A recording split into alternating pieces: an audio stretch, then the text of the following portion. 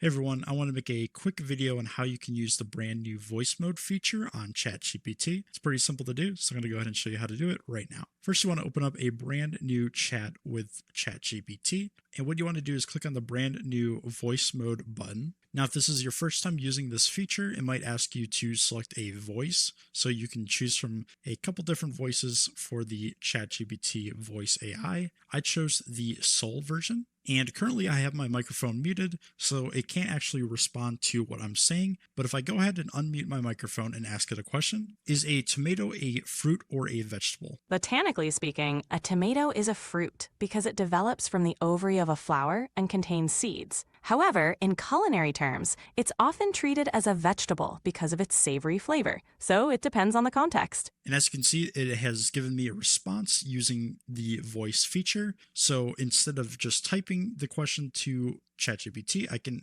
ask it using my voice and it will respond in a voice as well. Hey, what's up? Feel free to ask me about. And if you ever want to change the voice to a different voice, you can go to the top right, click the settings icon. Hey, what's up? Feel free to ask me about anything that's on your mind. I'm ready to go. You can either select this voice or you could go Hello. through Hey there. many Hi of there. these Hi. other voices. Hey, it's great to meet you. But that is how you can actually switch out the voice. Now, if you actually wanted to end the voice call completely, what you can do is click on the end button at the bottom here. You can see that it says the voice chat has ended. You can see how long that voice chat lasted for. And you can also, and this is probably one of my favorite features, you can actually see the transcription of your conversation with ChatGPT. So you can see the question I asked here, and you can also get a transcription of its entire response to my question. And so I thought that's a pretty cool feature that you can just go back and see your entire voice conversation as well. So if you ever need to go back and look at a certain response,